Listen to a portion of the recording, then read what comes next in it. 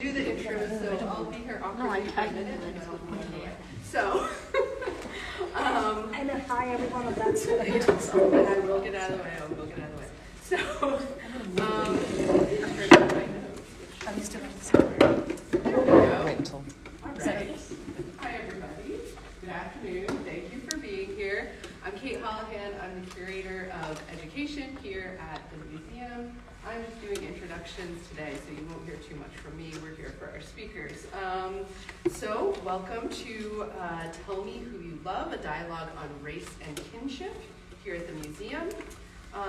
We are going to begin our program by acknowledging with respect the Onondaga Nation, fire keepers of the Haudenosaunee, the indigenous peoples on whose land the university now stands. We are thrilled to be joined today by... Sorry. Why is making so much?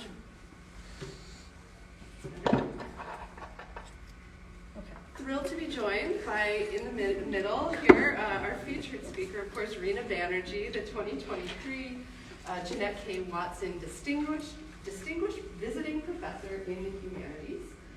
Ms. Banerjee was born in Calcutta, India, before living briefly in the UK and then moving to Queens, New York. Drawing on her multinational background and personal history as an immigrant, she focuses on ethnicity, race, migration, and American diasporic histories in her sculpture, of course on view here, drawings, and video art. Several examples of Ms. Banerjee's dynamic work are on view in our exhibition, Take Me to the Palace of Love, curated by Romita Ray, on view through May 14th this year. The Watson Professorship is presented by the Syracuse University Humanities Center in partnership with many co-sponsors, including the museum, and you can see the full list of our co-sponsors on our website. We are also joined today by Professor Joan Bryant from the African American Studies Department.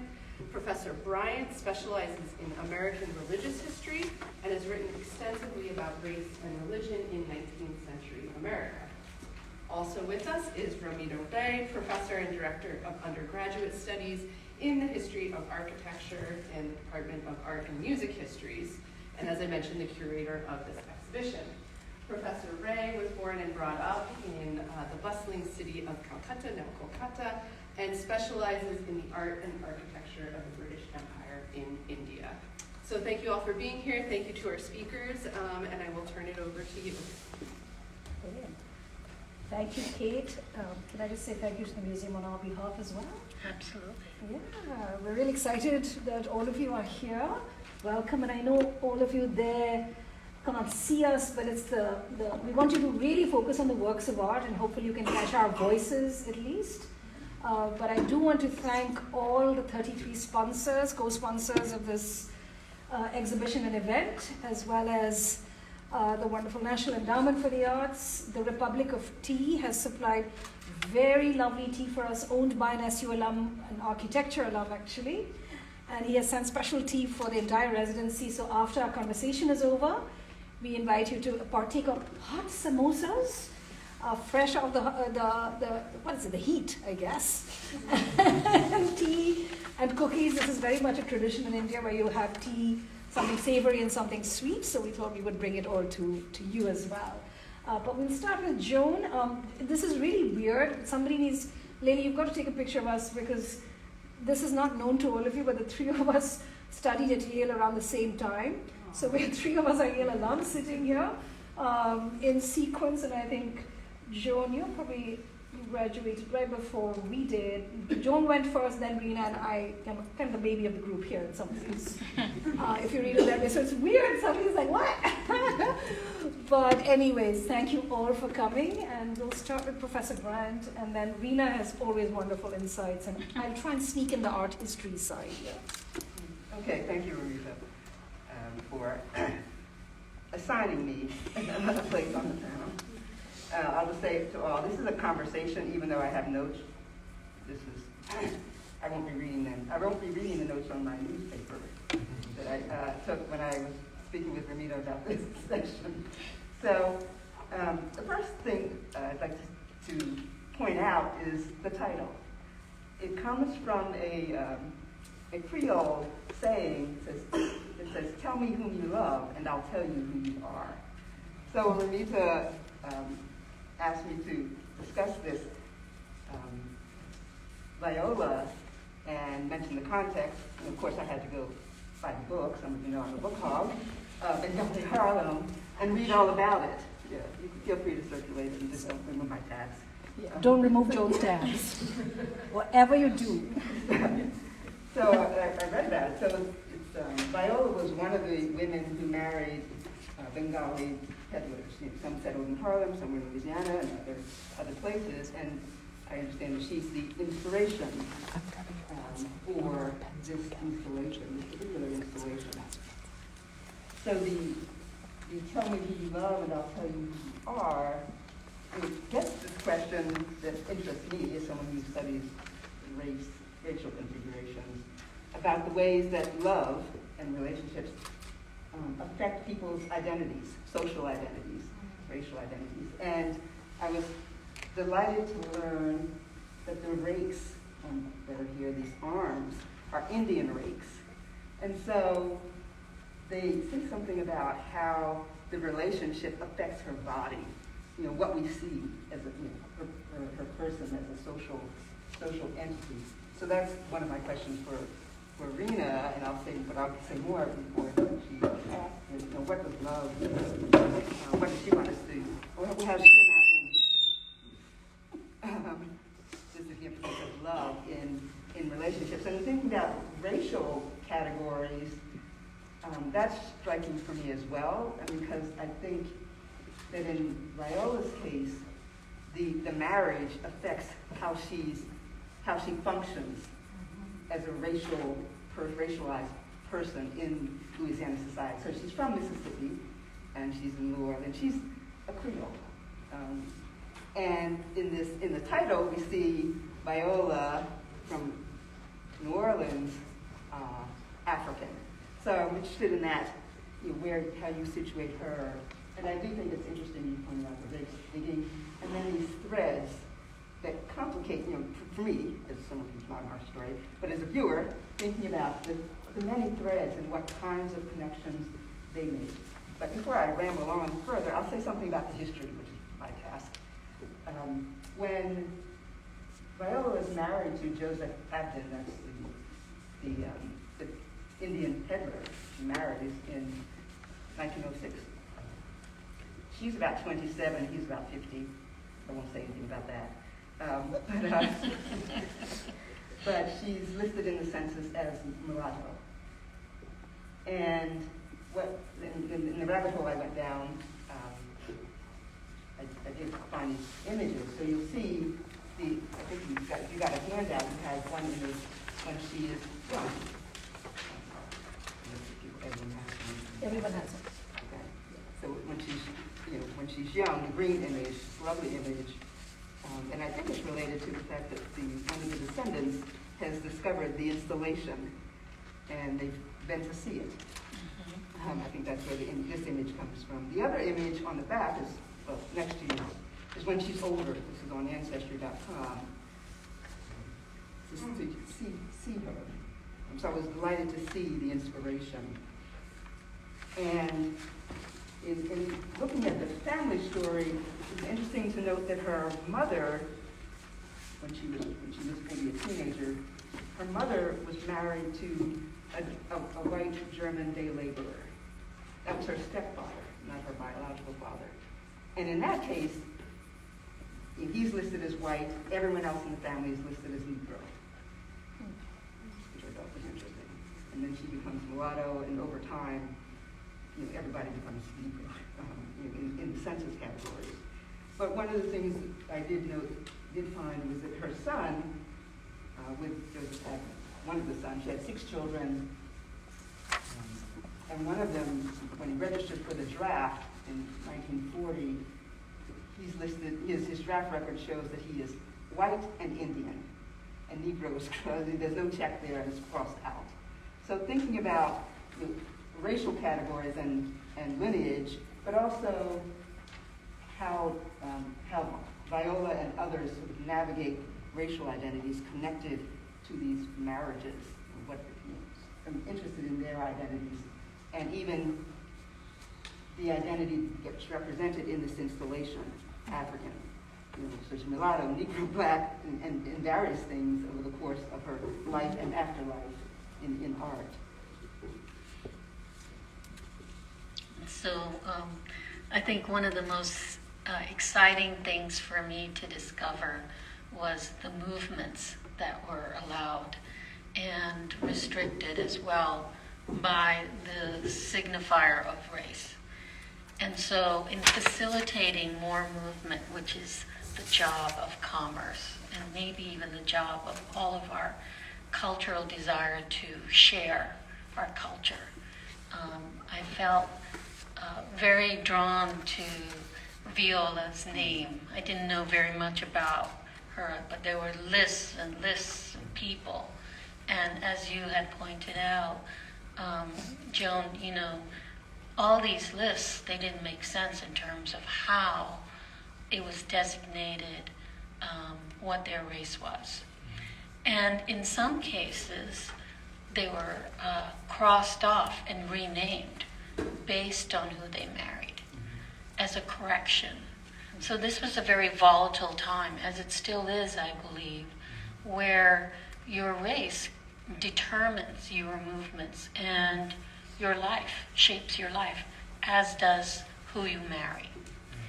And access to your desire, your ambition, what your soul needs and wants, requires you to navigate, circumvent kind of these hurdles, if they should be hurdles, into what is really you. And migration allows a certain level of forgetting and recalling, which is, I believe, the kind of joy of understanding how history can illuminate what you desire. And so there's an instinctual desire to see all of race as a complex kind of connection, webs, threads.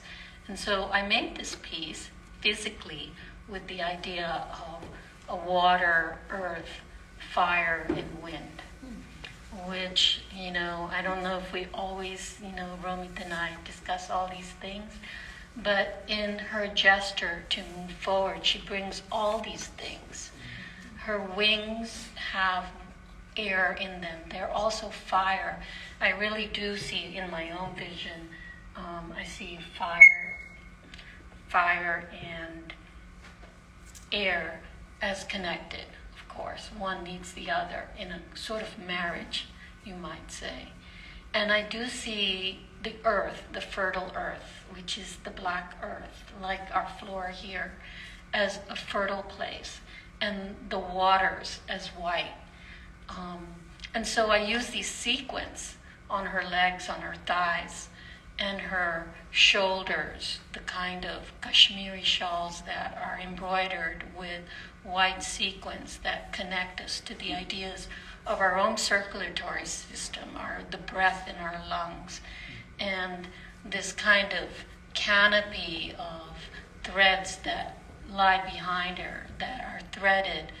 To me, this is this kind of original sketches that I made before I encountered Viola, was of this parachute landing, as if you did not, as one would say, come by ship, boat, or even, plane, that you landed. So it's the moment of landing, the arrival.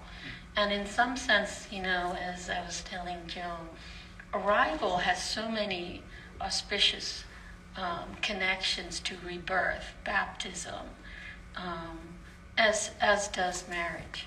The possibility of readdressing your name, for example, is about thinking about what you shall be called, who you shall be in this next life, this next chapter. So it's a moment of possible freedom and hope, and a moment of joy.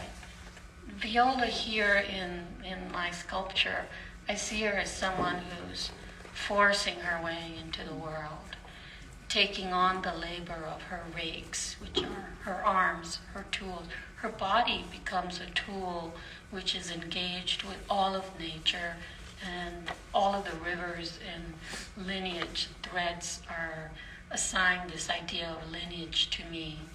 And everything has a lineage, including air and fire and land. It has never an ending to the beginning, never an ending to the end. So I think to kind of really embrace all of it, I decided I would make Viola come alive in my life. And so all that she had ventured, for me, learning about her history required me to imagine what it's like to be in that time, to be in her life, to be intimate with Viola's experience. And it's a time for me to also kind of connect with reclaiming the possibility of a history for Bengali Indians who did not come here in 1970, as I was told growing up when my parents left India in 1968, but were here before that time, as we're such a variety of people for a variety of reasons. And they came out of migration to really come to a different land to practice what they knew of their own lineage and to exercise control over their own destiny. So Viola's title is quite very long, and when you get a chance, I don't know where it's written over on that side. All of Rina's titles are very poetic. It's like blank verse, very long. Yeah, so I think it's exciting for me to write these titles, but I don't always do it out of my own reasoning. And so I have to talk to you about the project, projects are very special to artists. The ideas do not come only by yourself in the studio or from history books alone. And for me, I was introduced to a project in New Orleans, a very special place. And the curator said, do whatever you want, we'll help you make it. And I came across a very important woman, Allison Glenn, who was curating additionally alongside Trevor Shoemaker. And she prompted me every day. I would turn her a written thing about what my piece was about, and she would send me away and correct it and correct my English. And this young woman forced me to really consider the title as a long kind of narrative. And I, you really have to understand one of the things that really kind of inspire you to make work is not the works from the past, Picasso, Van Gogh, as I was taught in my studio class, but really the people who work with you and share their dreams of what they want from your practice, from your studio practice. And to be in the world means to invite that kind of intimacy and motivation. And it also means connecting with a past that you have not discovered and a people you have not connected with. And I think all those things lend itself to making a sculpture. So Viola is made with fabrics that were designed for Korean weddings. In her wings are the fine silks that were embroidered that I kind of foraged all over the garment district where my mom used to go to find her saris, because you couldn't go to an Indian store, there was not one there, and you had to make your own silks. So it's also about this lineage of textiles and textile history and the technology involved. And Viola's husband came from Kolkata, on the other side of the river, as my mother would say. and that's always an important thing to think about, where in the river you belong. And he brought with him these silkens. He was a stowaway, and he was a stowaway, as many people were, in these steamships in the 1800s that were traveling to the New World, the U.S., the Harlem shores. and they managed to survive the ordeal of travel as it was, as you have to read about how difficult it was to survive a ship journey, even in comfort, as I have in libraries. And this kind of collaboration that took place from the migration from the South and the migration from India created a whole new way of coming together to produce freedom where it was restricted by the Jim Crow era. And I think I've said so much that I want to hear. Oh, Rina, it's always fabulous to hear you speak, but I'm going to pick up a couple of threads here, no pun intended. Okay. But one thing is about Rina's title, if you're interested in language, the titles really dance. They make you move into other worlds. And because it's in blank verse, what I found in your titles is that because you put in so many rich words, and I'm talking about very loaded words, that it'll literally move you through these different trajectories. So movement can be understood quite broadly through how the words not only move through your mind, but how you move through the titles, through the words that you present to us. So Yes, one is that, yeah. right? The title, like the aesthetic of the work, which my aesthetic is very, I've been honing for 25 years, is about feeling torn. You know, that the title also pulls you in different direction. There's so much that isn't heard and found and contemplated that I feel overwhelmed. And so the aesthetic, which sometimes people used to refer to my work as looking like garbage, and it's really about this kind of feeling of being weathered rather than being garbage, to sustain yourself through the kind of, trajectory and journey that you have to take to find freedom. My mother grew up at a time during the Bangladesh War, and she shared with me that trajectory. So all of that is invited in the aesthetic itself and the process. So I want to go back to movement because this is really important in your work. And keep in mind, Rina is not just an artist, she's also an engineer. So she has this incredible capacity to understand, I think, gravity, the fact that Viola doesn't keel over and fall, that in itself is a miracle. I think that's where your engineering brain comes out, right? But I'm going to now put on my art historical hat completely. So you brought up ship journeys, maritime journeys, and of course that's absolutely crucial to the history of the slave trade. It's equally crucial to the history of the Bengali migrant or the Indian migrant, all migrations occurring across sea before air travel happens. And if you were to now flip your hand out onto the reverse side, the verso side, you will see a remarkable work of art that's in our collections at SU, which you may not realize belongs to the museum, but it happens to stand in Setna School of Music. It's in one of the stairwells where the stairs are coming down. It's a plaster cast of a Hellenistic statue, the Nike of Samothrace, which is it's an iconic image in European art. And what's fascinating for me is that you have the Nike of Samothrace with her wings. We have the plaster cast, which is a 19th century model made after the original. The original stands at the Louvre.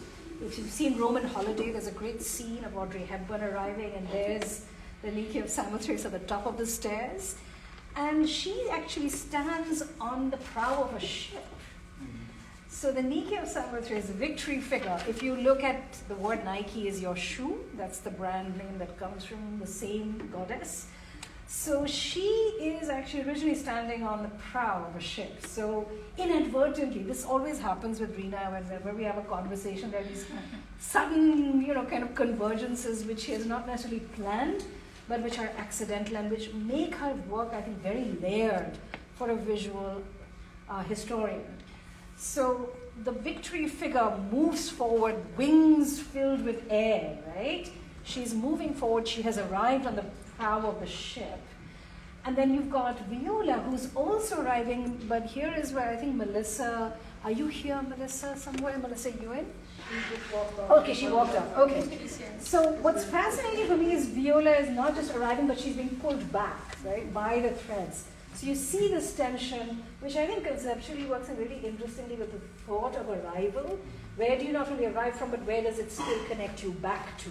You're arriving always from some place, but you're also always connected back to that place, right? So this pull and push of movement in her figure can, I think, be read out quite effectively. And that also is about, as you said, marriage. And if you think about this fabulous print over here, Elizabeth Catlett over here, where they come in, right? So the movement inwards, and you've got this movement outwards. The reason why I mentioned Melissa, yay! When we were beginning to map out Rina's exhibition, there are 3 installations here, right? Principal installations, and then you have Rina's drawings. When we were beginning to map out where these installations would be in the galleries, Melissa, who is unfortunately out there, otherwise I would have asked her, can you come up, Melissa, and demo exactly what you did? Please, please, I beg you. She literally stood where Viola is standing and did what she's going to show you right now. And I want everybody to get up, but do not move around too much, and follow Melissa. Okay, not follow Melissa too, but follow what she's going to do. Okay, everybody get up. Everybody get up. Viola's pose and what we have to do to to embody her pose. Yes. What is going on with Viola as a figure, you know? She's not just standing very statically. Her legs are kind of astride, and she's also hunched forward with her arms that, are in these rakes. So it's this very kind of dynamic motion that has almost been frozen in time. Mm-hmm. So it's really interesting thinking about the pose of Viola and really thinking about how she is connected to her parachute and what that means and that tension, as Romita has so nicely kind of outlined as well. Thank you. So can we all take the pose for 1 second? Then you'll see you're not just standing, but you're in between, right? You're in between movements. Like boom, you go in there and you're there, but then you have to take another step to move forward. So it's that kind of transitory, right? You can sit now, I'm sorry. You had to thank you, Melissa, thank you. But when Melissa did that here, we were like, of course, this is where she needs to be, right? And there's a whole story behind the flow, which I will allow Rina to unfurl. But can I just say a couple of words about... Absolutely. Okay. When I was thinking, so Rina and I have known each other for a long time, but this show kind of came together over a period of 3 years, lots and lots and lots of conversations. And what's interesting is that it allowed this particular sculpture, if you can call it that, it's also kind of an engineering feat. Melissa oftentimes talks about robotics, which I think is a lovely way to think about this as well. It opened up the opportunity for us to look at what was in our collections. And those of you who may be coming to the museum for the first time, or if you're revisiting, this is like a treasure trove of objects from all over the world. And how many times do we get a chance to show 2 masks, one from Sierra Leone and the other from Burkina Faso, all right, which are used for ancestral rites. They're used to channel spirits, ancestral spirits. They have huge power in the communities in which they belong. So we can't think of them as static, lifeless objects, right? We're bringing them together with the work of Indian folk art, indigenous art, which is the Dokra piece of a sacred marriage between Lakshmi and Narayan, 2 Hindu gods. So African India coming to us through the collections, and then right across from where Ramkush is sitting with that piece, the Indian folk art piece, you see the marriage piece here, but also the perils of what bonding and coming together has done in the history of the United States, right? The perils of blood being shed, lynching. These are all connected histories. They're not entirely separated from what we are talking about, which Professor Bryant will tell you more about. But there's movement, therefore, into which she's stepping into all these different multiple pasts. Viola herself is not just stepping forward towards you, she's stepping into these histories, and she's reminding us of the complications of what love means, I think. Over to you, Joan. I don't know, I don't have a script, but what is inspired is the mask. the Yoruba mask and that reference to African, and I mentioned that should be considered in the local parlance as Creole, and as opposed to Negro black contrast. But part of that Creole culture has to do with African spiritual practices, voodoo, conjure, putting curses on people, and apparently there's sort of an oral history about her curses, people she didn't like. But thinking about the mask and how it relates to her moving forward, as I see it, is quite interesting to me because the racial categories don't match the cultural practices, right? They're sort of at odds. I mean, so you can live the African cultural practices without conforming to American racial categorizations based on those, where you're from, right? So she's not a Negro, right, in her world. But Creole culture embraces these African practices, and they're not really survivals. These are lived kinds of traditions. They endure because they work. They are part of your life. And in this case, I like the imagery of that mask being part of her move forward. And the threads. I mean, when I first saw it, in our first encounter with Viola, I thought of the tension of just the name. Before I read the whole title, Viola, and the name sort of grounding you in a very specific and particular place. And then you read the whole title and you see the threads and you see all this, I'm just going to stop for now, all the fabric and all the things, and it just complicates everything. The forward movement and the identities, and in the face is still this Yoruba mask that she's wearing. So I think it just sort of hints at the significance of enduring African cultural practices that are part of the move forward in this culture, in this Creole culture. I mean, Creole does not eliminate Africa.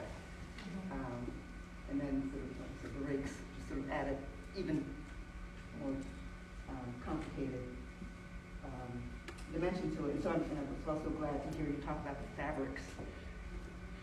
Yeah, I mean, how variable it is. So all the complexity of the identity, I think, is quite striking for me. well, I think one of the exciting moments in presenting Viola in so many places, I think she's been in 5 or 6, 7 places now already since when she was completed in 2017. That's a lot of places for her. I was happened to be showing the work in UCLA in the Fowler Museum, which is a museum that was, well, it's dedicated to Asian and African artifacts as well as a museum that is contemporary now. And when I was in the space, I happened to come across a lady who was pushing a stroller. And she came to me and she said, I've learned that you're the artist who made Viola. And she was the relative of Viola. I thought I was going to fall back. I thought for sure she must be mistaken, or she's talking about something I don't understand. And boy, did she tell me a lot about Viola Ida Lewis. And one of the things that was exciting to hear about is her not only affection, but her really strong respect for Viola in her community, being very influential. She was an influential person who practiced her spirituality and religion and was known to have a long-lasting effect, if not spell, on people. So she had asked me when I had chosen her name, did I feel something? And I said, well, of course I did. That's my job. And I did. And she said, yep, that's her. And she said it with such affection at the same time. But it stayed with me, that encounter, and how coincidental. It was just coincidental that she had been traveling in that museum, and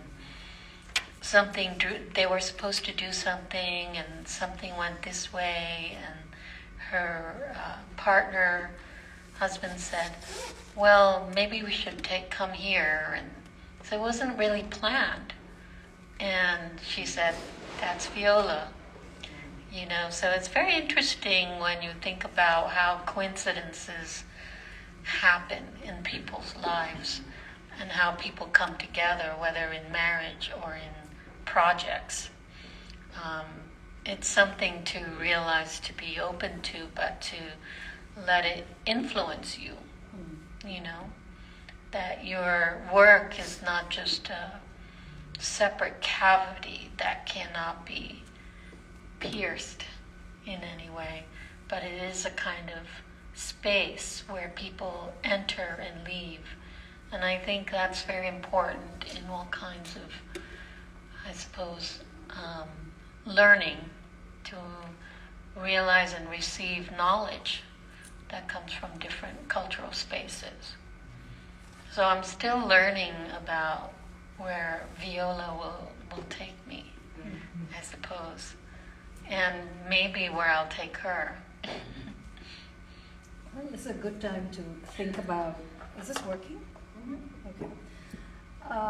Something that you brought up, Rina, that Joan and I have also talked about, which in academia, especially those of us who are humanists and some artists as well, think about a lot, is the archive, right? That so many of these kinship patterns that we are thinking about, we are reading through the archive, right? Is this okay if I just speak? I think you just have to hold it away from the microphone. That's very difficult. So, but these kinship patterns that we're tracing through the archive, you sort of excavated Viola, vis-a-vis also Vivek Bal's book, which is circulating, and then this woman shows up in the galleries and brings those kinship patterns alive. Like a Kung Fu Panda, font of all wisdom.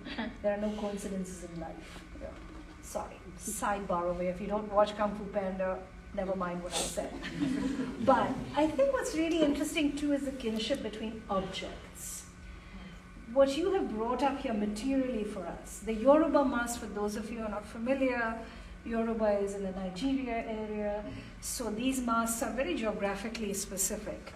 So if you start reading the geographies of all the materials that Rina has brought together here, you can trace these multiple kinship patterns. And I was very interested in what you said about your mother's sari, because that is again about kinship through your own lineage, very personal lineage. Here's a woman who shows up in the gallery saying, it is my grandmother, great-grandmother, whoever, right? Viola is. So there's this interesting pattern going on here between the kinship between people, we're resurrecting from the archives, and a parallel line between kinship and objects that then bring this piece together in very interesting ways. A sari, by the way, is a very charged object for any Indian woman. When she gets married, she has a whole new wedding trousseau of saris, which are particularly for the wedding. It's not any old sari, they are made particularly for brides. And if you think about the Bundu mask, Laverne, you're sitting next to it, that's actually a spectacular piece in our collection. The word mask is a little bit of a misnomer because it's actually more of a helmet. You wear it on top of your head. There are young girls entering puberty or about to get married who would use that particular mask to celebrate. It was all women's ceremonies. So the kinship between objects in your work, as well as between your work and the dialogue between our objects here, is something else that we can think about, and certainly the archive itself, right? There is, by the way, a whole archive session that's taking place tomorrow. in the library, Peter Graham Scholarly Commons Room, with Rina, which will be moderated, about how do we think about not only archiving the artist's work. You are in Viola, right? We can't take you out of your sculpture. This is you give birth every time you create something in some ways. So the kinship pattern is continuing through you as well, right? Yeah, I think, especially with World Lost, which has a component of making that is reinvented each time it finds a location. There is a sense of joining with the place.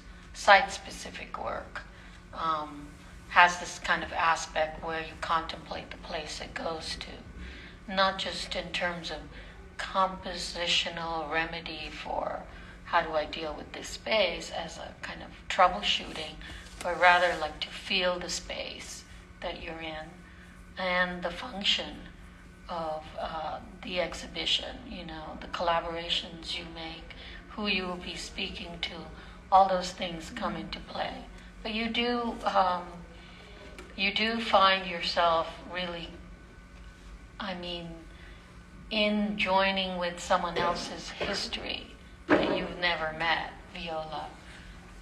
You find yourself connecting with your own, of course. And that's really the important joy of learning about individuals, which Viola is, as opposed to something that feels far away, becomes suddenly right here because of the presence of the physical structure that represents Viola's spirit, but also because you're inviting that contemplation to be live, So that's really important. I think just to say a few words about gravity, when you're making something that is considered an object, you're forced to deal with the physics of it and gravity itself, and it's a kind of force that exists in the world that allows you to be connected because of gravity to the earth. It pulls you. And the forces of what you are made of as someone who is, in some sense, not like a mountain, but move in space in a certain time scale. So I'm assuming, in my vision, mountains do move, land moves, the earth moves, everything moves. And so Viola, in some sense, is made to create a very important instant in which you anticipate her movement forward, as Romita was suggesting, but the kind of power that she has creates a kind of magnetic force for you as she comes forward. You feel, at least I feel, the possibility of bracing her for her efforts, the drag of the threads, however thin they are, in tension, creates this kind of space that is used in the most fragile way, as the threads are almost not visible between what is the parachute. The parachute doesn't look exactly like a parachute. Nothing is exact. And when things become less exact and they are full of imagination, they're not certainly abstract, but they are in the sense that they invite other interpretations. You really kind of concentrate a weight to that visually.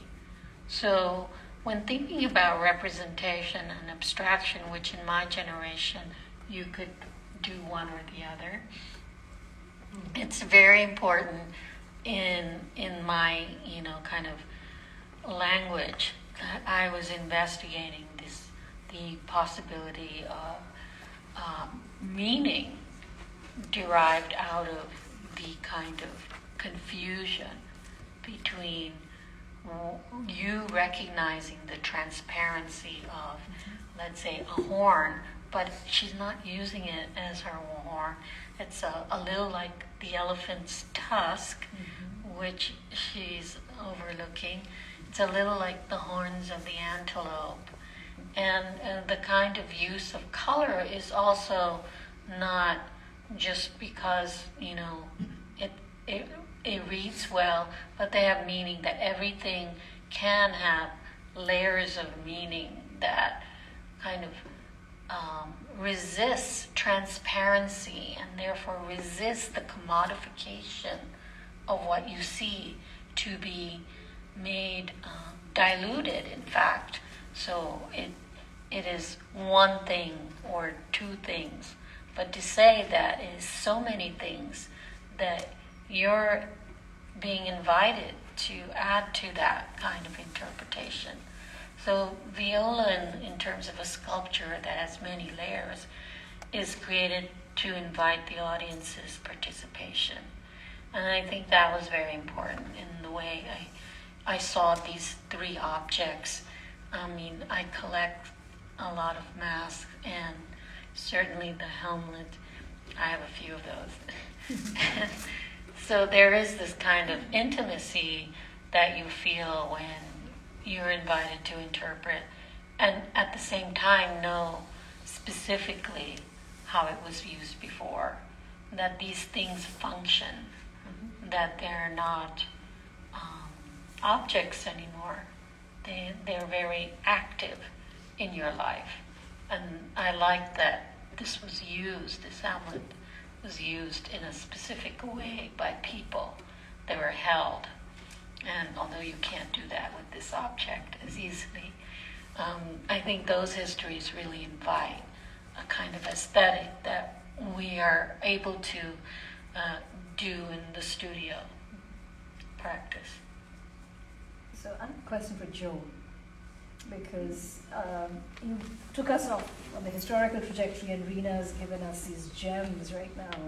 So to bring the two gems of your explorations and Rina's explorations together. For you, when we were thinking about race and kinship here, right? So when you look at an object like this, to what extent does it complicate our idea of race? Is it in fact doing that? How do we think about love? You can take this in any direction. I'm just throwing it at you and seeing what comes back. Because you're so steeped, you've done such wonderful research on the different layers of Viola's identity. I wondered if you could speak to that as well. Well, for better or worse, I'll say what first comes to mind. And what first comes to mind now is thinking about how she represents identities beyond her own, or how we can't look at her identity as singular, just about her, but about the Bengali men. Mm-hmm. And, Joseph Abden, her husband, and what it meant for him and others to marry black women in Jim Crow Louisiana. Mm-hmm. And in the text, in the history, there's a reference to her husband and some others who stopped just being peddlers, and they established businesses in the black communities, and they lived there. And Rina was talking before we started about some of the women going to India and becoming partners there. So, but in the U.S. context, when I see the image, I can also think about and sort of feel obligated to think about the identities of those men who have their own tensions. Yes, it's Jim Crow. Yes, they're not white socially, but I'll say a couple of things. In sort of pop culture in the early 20th century, there were people, black men, who would sort of try to be exotic and overcome the restrictions of Jim Crow by pretending to be Indian, or some other, or North African, some exotic other, right, as a way of overcoming the discrimination that black men faced. So that's one. The other thing is, in thinking about what it meant to be classified as Indian. I mean, you look on the census, it says Indian, Hindu. Sometimes it only says Hindu, right? And there were lawsuits and there were legal classifications that Hindu meant white, legally, but in practice, not, right? So thinking about how the men navigated American racial categories is another complication that I have to think about here. What did it mean for them to love? How did loving black women affect their possibilities and prospects and the worlds that they've navigated? And some of them chose to live right in the black neighborhoods versus sort of traveling all around and having these families. And I thought it was interesting, the women who went back. I don't know all the details of her story. I know that at one point, I think the husband dies in 1938, her husband. But at one point she's listed as, and so she's listed as a widow by 1950, I think, but at one point she's listed as married, but there's no man in the house in the family. So I don't know the details. I don't know if that's, the census is always problematic.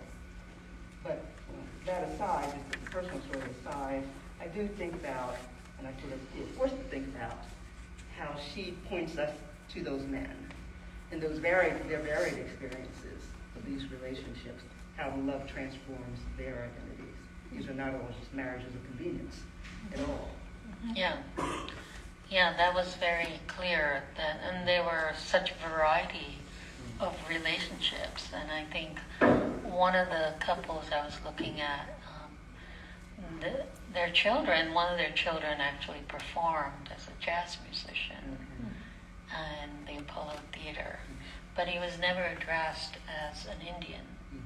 And it was a convenience that allowed him to exercise his profession and be accepted in the community. So I think one of the sympathies I have had out of the experience of learning about all the variety of couples that I encountered in the literature was in my own private life, is the experience of my faculty at Yale not being able to imagine a contemporary artist who is Indian.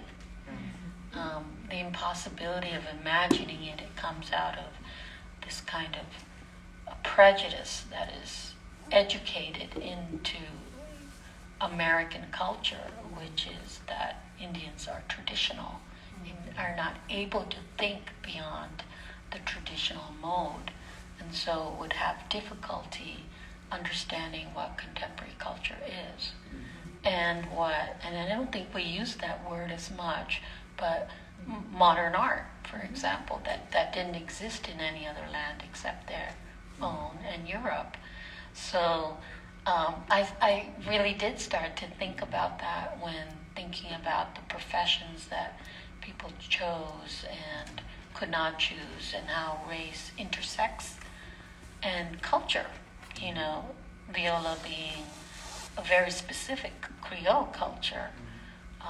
And my studies in Yale, which was, some of it was literature about Creole culture, had my interest piqued about that, because it really lends itself to understanding how diaspora is not embraced. That it makes it difficult to commodify people into not only hierarchies but constraints that dehumanize what possibilities human beings actually have in being creative. And in my experience, I had to formulate new ways of convincing not only the people around me of myself that I could make contemporary art that wasn't only about being Indian. And then if I should acquiesce to the idea that my work is Indian, then the next question is, well, you're not really Indian because you really grew up here. And in talking about mixed culture, the reality of growing up in Queens, New York, was about being exposed to, a strange word we use, other cultures. And they were Korean, Chinese, Caribbean, Italian, and Irish, and all kinds of people from Asia.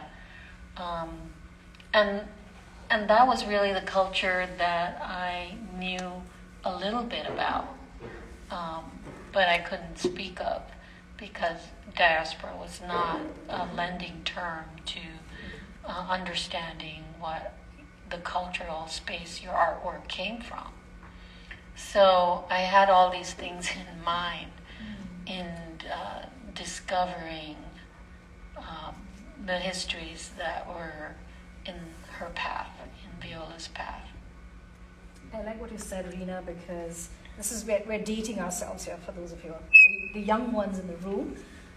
Because what Rina is talking, fortunately, Yale has changed a lot since we were there, because like you, I was the only Indian student in the art history department. And I was studying Greek and Roman art, and then I defected to study the art of the British Empire and architecture of the British Empire. And every time I would walk into a job interview after that, people couldn't believe that I actually studied a shared history of India and Europe through empire, of course. They wanted me to only study Indian art. So it was very interesting. And it was interesting also because you're talking about modernism, which has always been held captive at some level by the European artist, and we're talking the white European artist or the white North American artist, right? And a great example of that is right behind everybody. If you may not be able to see, but Rico Lebrun's wonderful work with a masked figure, really borrowing from Picasso's tradition, etc. You see this with Brancusi as well. Profound impact of African art, but in a rather disturbing way, right, on modernism. It's being appropriated as something quote-unquote primitive in those days. That's how African art collections were oftentimes categorized. So when we think about modernities, and I think what you're doing, Rina, is taking us to a place that Joan alluded to as well, the idea of world making. How do we create these worlds that are constantly being negotiated, whether it's through race, whether it's through religion, whether it's through community? We are constantly creating worlds. Viola is creating a world. Each one of us is creating a world while at Syracuse University. I encourage you all to see Caroline Charles's exhibition. She's sitting here, that she's co-curated with Jessica Elliott, called A Love Supreme, out of Special Collections, coincidentally taking to the Palace of Love, A Love Supreme. But that too is all about world making in many ways. And the multiplicity of modernities. Modernity is not captive in one area of the world. When we're talking the 19th century, as someone who teaches that, it's always interesting to me that it seems like the 19th century only happened in Paris with the Impressionists. Nonsense. There's a 19th century far across the world, right? It is happening everywhere. Modernity is happening everywhere. What on earth does modern even mean? Right? Today, what we consider modern, tomorrow, the new generation will consider it vintage, retro, right? So this Viola actually explodes, I think, for us, all of these ideas of what does it mean to be a modern Indian artist? What does it mean to be a modern American artist? Where do we connect this work back if there is in fact a lineage of art? How do we understand it through these racial filters as well? Because that is integral to understanding modernity, where it's no longer an appendage that you see borrowed from African art and made that's incorporated into a Picasso or a Rico Lebrun to make it modern, but in fact it exists on its own terms as something modern. Viola exists on her own terms as a modern woman who's making very modern choices at a time when you don't really think of interracial marriage, right? To me, that's a very fascinating thing. That you, I think, pointed out, Joan, is here we've got the Indian men, and we've got these African American women. That is a very modern moment of unexpected confluences in the history, not just of North America, but also India. And it's only being excavated now, right? And for that matter, across the world. I've said my piece. Kate is reminding us we're now over time, but maybe we should open it up to the audience. Do we have time a little bit for any audience questions or responses? Yes. I was looking at the image behind the three of you, and I just was curious if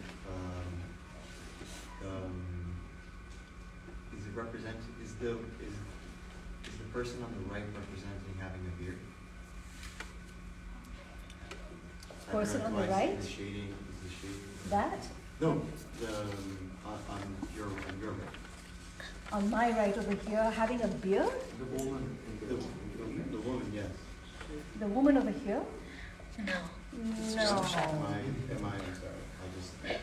It seems. We can't really know, but I don't think so. we don't think so. Okay. I think it's just shadow. Yeah, it's a shadow. And it's an, kind of stylization, I would say. What would you say was the biggest challenge in trying to portray Viola's story through your art, whether it was technical or metaphorical? What would you say the biggest challenge was? Well, it's a lot of labor. And, it's an interesting question, very important one. I don't usually get this question, but this labor is very specific. It's about knotting and tying. And when growing up, this kind of labor, whether it's braiding or knotting in fabrics, the kind of familiarity with hair and fabrics allows you a kind of dexterity with knowing about knots, knowing about textiles, even before I became an engineer in material science, which is also about materials and what their properties. I realized I had learned so much already. In engineering and in the specific subject matter that I was studying, that I got my degree, it was macromolecular science. And that means there are long, long molecules, and they behave a certain way. And I remember talking to my professor in engineering school, and he was a Nobel Prize winner, which I didn't really understand how important that was at that time. And I was telling him about threads, long threads, short threads, how it was. And some of those things I learned about what properties to expect out of these threads, out of braiding hair as I was forced to braid by my mom. I learned properties that were useful and really allowed you to imagine these long molecules as threads. And so I think that a lot you learn in the experience of growing up becomes so valuable to you. So when I get assistants to help me with my work, I can't really figure out a way to find them, except I can tell when someone is familiar with the little movements of their finger. And so I had a student who just graduated, and Sammy, she lives in Philadelphia now, and I stay in touch with all my assistants. She was really good at knotting, and we stayed up so many evenings till 2 a.m. trying to finish this piece. And then she got her boyfriend from South America to help, and he was all clumsy. But Sammy and we plowed through this. And then when I got to New Orleans in the Contemporary Art Center, it still wasn't finished. I lied and said it was finished. When we got there, I had to confess. And the museum got 2 other women who knew and what I needed. And we had done long, long hours of doing this to get it, because there isn't really a strong market for labor like this. It's such a capitalistic market, not to taint the whole art world with this. It's not productive in the way that we commodify labor, but it's a labor that is a very important tradition in so many cultures. of using little fingers to move to, whether it's embroideries or beading, or so it's something that I'm familiar with. What I've learned from my mother's teaching could be useful, and it was very important for me that the people who came to help me to make this work, which exists because of them, were as excited about it, and I hope that continues. Wonderful. So as someone who's Indian and who grew up in Calcutta, Rina left Kolkata as another fellow Bengali. Looking at your piece, there are a couple of things I'm just going to say and then we should probably wrap up. First thing, as someone who's also lived in the deep south, your work really reminded me of the Spanish moss hanging from the live oaks. Another visitor to the galleries the other day pointed out Mardi Gras, that also comes up, which is very interesting. But to me, as someone who comes from India, and I think this is where your Bengaliness really comes out, is the floor. Because you notice both in A World Lost Next Door and over here, the floor is as important as what you're seeing vertically. And there's a whole tradition in India. Those of you who come from India will know about Rangoli. Radhas from the south, they do very similar floor decorations. In Bengal, where we come from, there are very beautiful pattern decorations on the floor. So the floor becomes equally important as a threshold. And Rina, if you could end with telling us exactly where you got the colors of the floor, the powder, the color, where you chose that from, that would be wonderful. And then we can all go have samosas and tea. Can you tell us? That would be Well, I mean, I changed the colors of the sand for Viola according to what I experienced, and so the painting over there, of course. But I had not seen the painting when I ordered the colors. So the Louisa Chase, I think that's So a woodcut. I was saying a lot of what I do is have a feel for a place and choose colors accordingly. And I explore that, whether we call it improvisation or, I think that's part of the excitement of installing the work and seeing it in a different place, not as a continuation of the same thing, but a collaboration with yourself as a different person. In different points in your life, you will want to make your same piece differently. And I think that's, the green and purple is about connecting with the other works that the curators have chosen, and also about what I've learned between the time period. I chose green and purple often because green is often the kind of grassy or meadow that you think about. But purple, to me, is much more rare to find in nature. But we do connect it with things like mountains, purple mountains that we talk about, even though they're not this purple, and the grass is not that green. So some of that is always accounted for, I think. And in the floor area, I do think what you see on the floor is as important as what you see above at eye level, as we put a lot of objects at eye level, to make it easy for our bodies. I think the floor is always a sacred space in our cultural space. And definitely growing up in Queens, I've seen so many Caribbeans parade and costuming that has really impacted how I feel about being yourself in the public and dress. I've seen so much in Korean weddings and going to the New Year parade, the Chinese New Year parade in Chinatown as a kid, and the Macy's parade, which I don't know if they have that anymore during Thanksgiving. But this idea of parade is not unusual and unique to the U.S.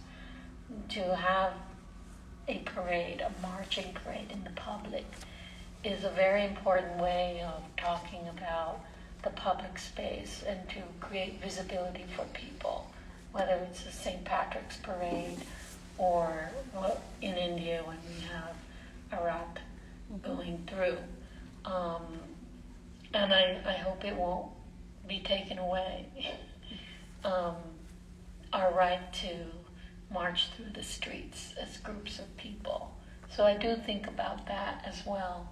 You know, all the things that will create freedom for us. Well, that's a wonderful note to end on. Thank you, Rina, and thank you, Joan. Very stimulating discussion. And it's time to set everyone free so you can enjoy your samosas. Thank you all for coming. Please join us outside.